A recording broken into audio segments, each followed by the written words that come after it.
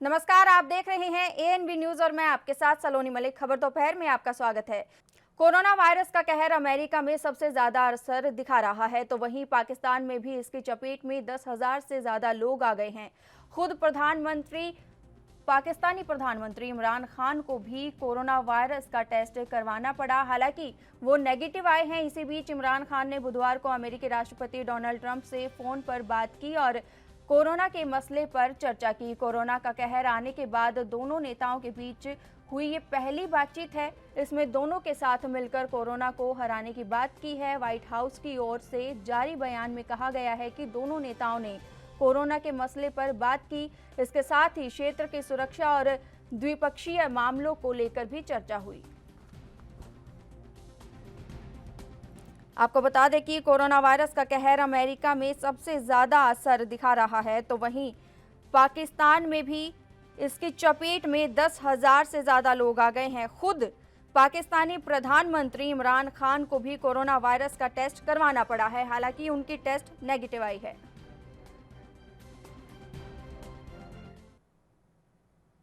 TV पत्रकार अर्नब गोस्वामी और उनकी पत्नी पर हुए जानलेवा हमले पर नेताओं की मिलीजुली प्रतिक्रिया सामने आ रही है। अब इसी कड़ी में बीजेपी प्रवक्ता संबित पात्रा का भी बयान सामने आया है। क्या कुछ कहा उन्होंने, सुनाते हैं आपको।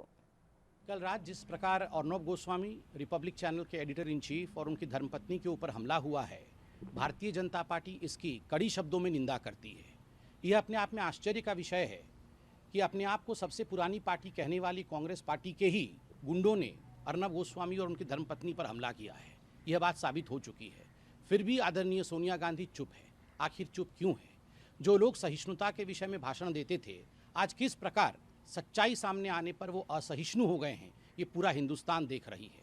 और सबसे महत्वपूर्ण विषय है कि कई कांग्रेस के बड़े नेताओं ने अपने वेरीफाइड ट्विटर हैंडल से इस प्रकार की धमकी दी थी कि जो लोग सोनिया जी पे और जो लोग कांग्रेस पे प्रश्न उठाएंगे उनको छोड़ा नहीं जाएगा।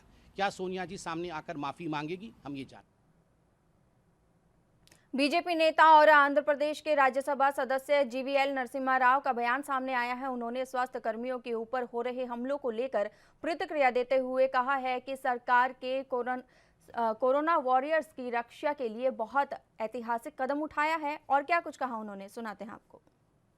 कल केंद्र सरकार के द्वारा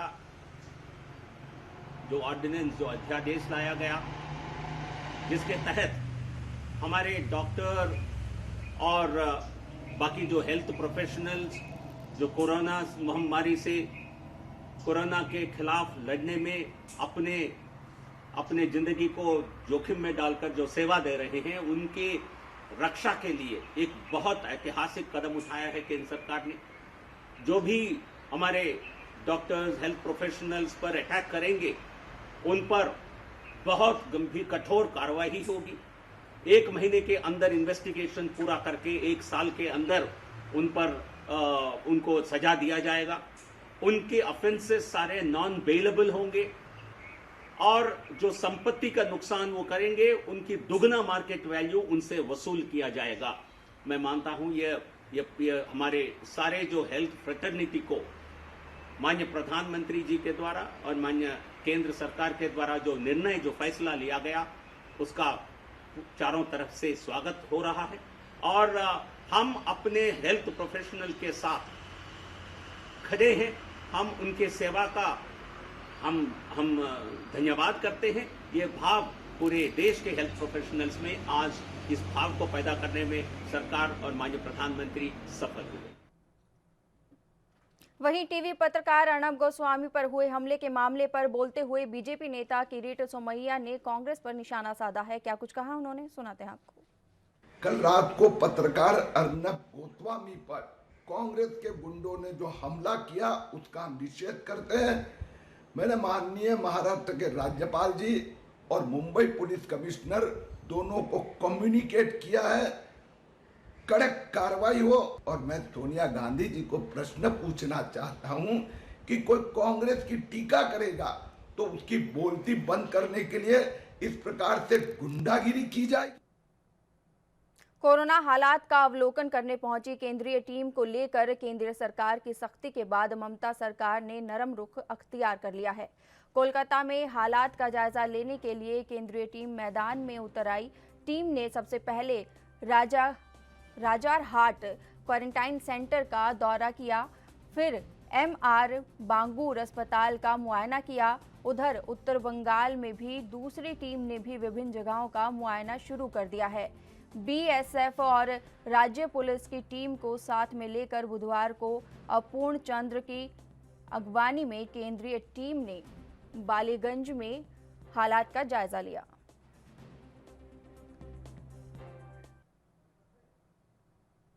राजस्थान में कोरोना संक्रमण के मामले लगातार सामने आ रहे हैं। प्रदेश में सबसे ज्यादा चिंताजनक स्थिति जयपुर और जोधपुर की है। जयपुर में संक्रमितों का आंकड़ा 700 से ज्यादा है।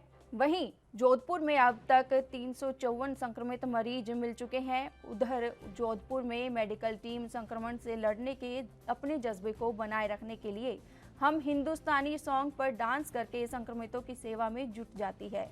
यहाँ के MDM अस्पताल के नर्सिंग कर्मियों को ने फिलहाल हम हिंदुस्तानी के टाइटल सॉन्ग को अपने काम की शुरुआत का हिस्सा बना लिया है। टीम वार्ड्स में जाने से पहले भारत माता की जय और कोरोना को हराएंगे के नारे लगाते हैं।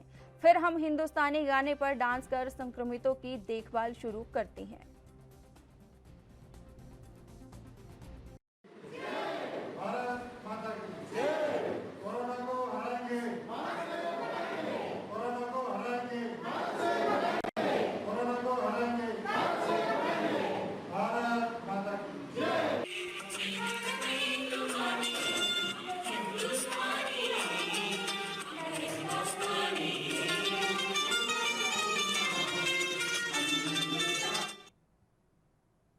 उत्तर प्रदेश में गुरुवार को कोविड-19 संक्रमितों की संख्या बढ़कर 1449 हो गई है। प्रदेश में 53 जिलों में कोरोना वायरस की पुष्टि हुई है।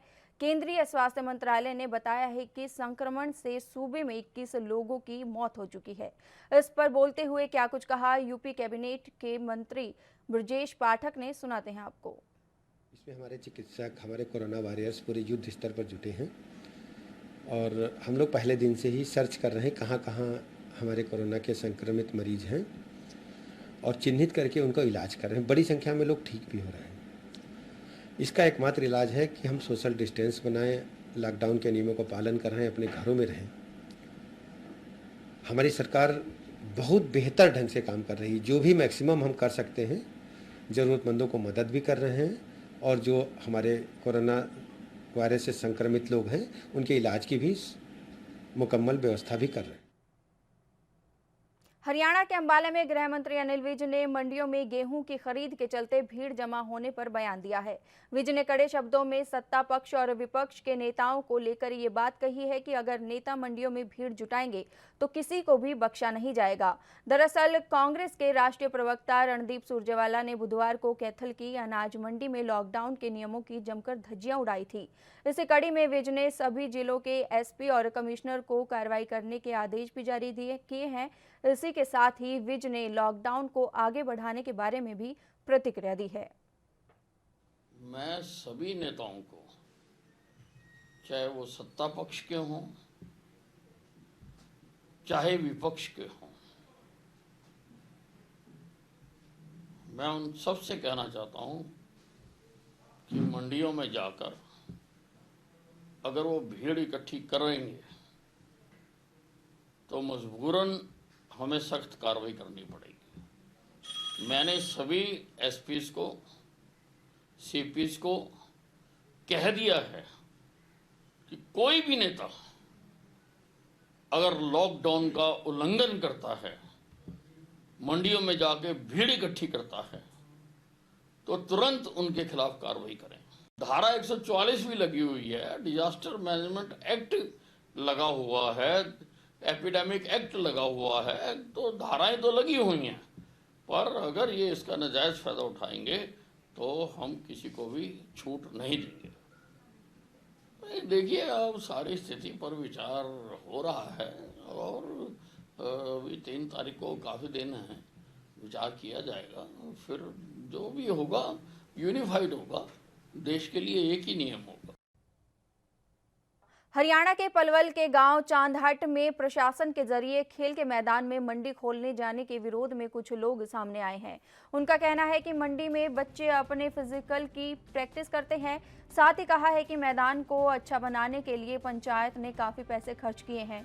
सब्जी मंडी खुल जाने के कारण वहां बच्चे खेल नहीं पाएंगे और न ही मंडी से सड़ी हुई सब्जियों की बदबू जा पाएगी।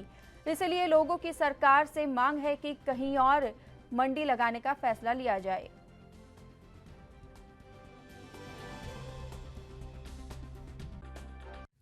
देखिए, आज तक सरकारें भी पहले से ही और सब जैसे हमारी ये तालाब हैं, ग्राउंड हैं, प्ले ग्राउंड हैं, इनका पहले से ही संरक्षण होता आया है, सब इनकी रक्षा करते आए हैं। अब से पहले हमने कई बार भी यहाँ पे असामाजिक तत्वों से इस प्ले ग्राउंड की रक्षा की है। इसमें यहाँ पे बहुत से बच्चे अपने फिजिकल की तैयारी करते हैं, अपने स्वास्थ्य को बनाने रखने के लिए दौड़ और बहुत से खेल हैं। इसमें दूर दूर से और पास के गांवों से भी यहाँ पर खेलने के लिए बच्चे आते हैं और इतना अच्छा ग्राउंड है यहाँ पर किसी भी इलाके में नहीं है। और फिर भी सरकार इसमें मंडी करवाने के लिए दे रही है। अगर इसमें मंडी हुई तो 6 महीने तक नाज की बदबू नहीं जाती है। अगर वो इसमें मंडी खुलती है और बारिश हो जाती है, ना अनाज भीज भी जाता है, तो लगभग 6 महीने तक इसकी जो बदबू बनती है इसमें वो नहीं जाती है, दूर दूर तक रुकने नहीं देती है। तो बच्चे इसमें कहाँ फिर खेलने के। पंजाब के जलालाबाद के गांव फलियांवाला से एक मानवीय तस्करी का मामला सामने आया है। दरअसल यहां एक शख्स ने अपने 4 दिन के बच्चे को अपने साले के साथ मिलकर 2,20,000 रुपए में बेच दिया। सौदे की जानकारी पुलिस को लगते ही पुलिस ने रेड कर दोषी को काबू कर लिया है। बता दें कि पुलिस ने इस मामले में 2 औरतों समेत 5 लोगों को गिरफ्तार किया है और उनसे बच्चा और बच्चे के सौदे की रकम 1,80,000 भी बरामद की है। वहीं डीएसपी जसपाल सिंह ढिल्लों ने बताया कि दोषियों में एक औरत है जो कि लंबे समय से मानव तस्करी में शामिल है और उस पर भटिंडा और जालंधर जैसे इलाकों में मानव तस्करी के मामले दर्ज हैं। फिलहाल बच्चे को मानयोग जज के सामने पेश कर उसकी मां को सौंप दिया गया है। हरजीत सिंह एसएसपी फाजिलका ਦੀ ਦਿਸ਼ਾ ਨਿਰਦੇਸ਼ ਤੇ ਸਾਡੇ ਐਸਆਈ ਦੀਪਕਾ ਮੈਡਮ ਇੱਕ ਸਾਨੂੰ ਮੁਖਬਰ ਵੱਲੋਂ ਤਲਾਹ ਮਿਲੀ ਸੀ ਵੀ ਇੱਕ ਇੱਥੋਂ ਦੀ ਬਲਵਿੰਦਰ ਕੌਰ ਪਤਨੀ ਸੁਖਪਾਲ ਸਿੰਘ ਵਾਸੀ ਮੁਕਤਸਰ ਦੀ ਉਹਦੇ ਨਾਲ ਆਪਣਾ ਚਰਨਜੀਤ ਸਿੰਘ ਪੁੱਤਰ ਬੇਅੰਤ ਸਿੰਘ ਡਰਾਈਵਰ ਗਿਆਨ ਕੌਰ ਪਤਨੀ ਗੁਰਦੇਵ ਸਿੰਘ ਇਹਨਾਂ ਦੇ ਬਰਖਲਾਫ ਆਪਣਾ ਮੁਕੱਦਮਾ ਨੰਬਰ 64 ਧਾਰਾ 370 81 ਜਸਟਿਸ एक्ट दर्ज किया। पंजाब के मंडी गोबिंदगढ़ में गेहूं की खरीद न होने पर किसानों ने विरोध प्रदर्शन किया। इसके साथ ही नारेबाजी भी की। किसानों ने कहा कि बारिश के कारण फसल खराब हुई है। दरअसल बारिश के कारण गेहूं की फसल भीग गई, जिससे कि लोग उस फसल को नहीं खरीद रहे हैं। वहीं दूसरी ओर लॉकडाउन ने भी किसानों का बुरा हाल किया है। बची हुई फसल भी बिक नहीं पा रही है। साथ ही कहा है कि सरकार को किसानों के लिए अहम कदम उठाना चाहिए।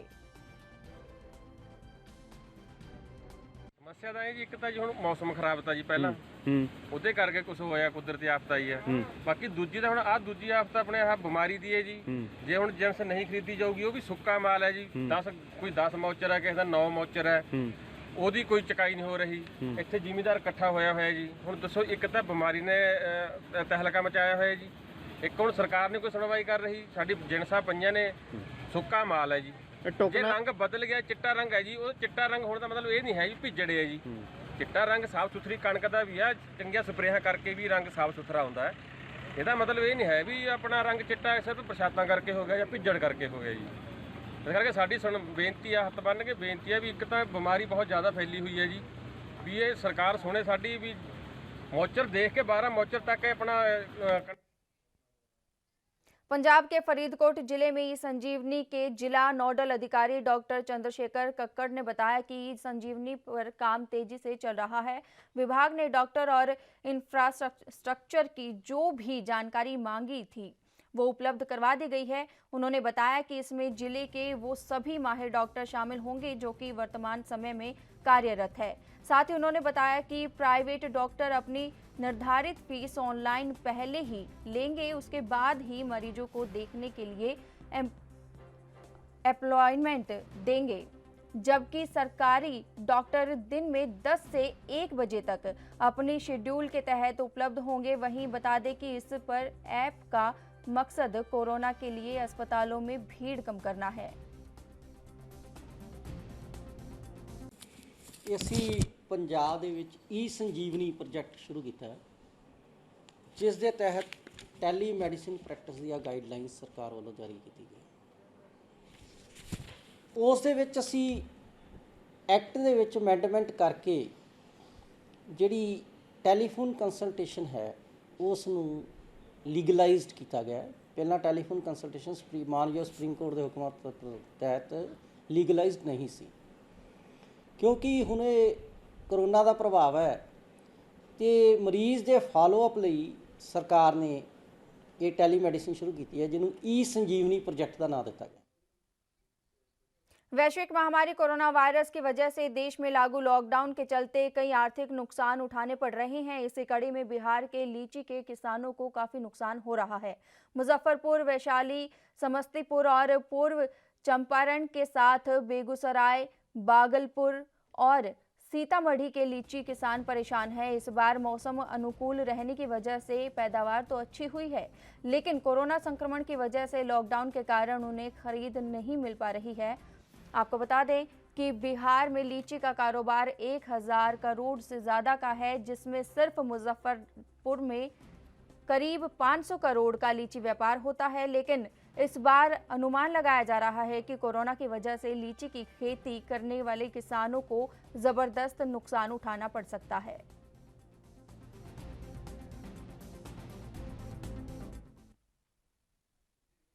खबर दोपहर में इतना ही। देश और दुनिया की तमाम खबरों के लिए बने रहिए ANB न्यूज़ के साथ। नमस्कार।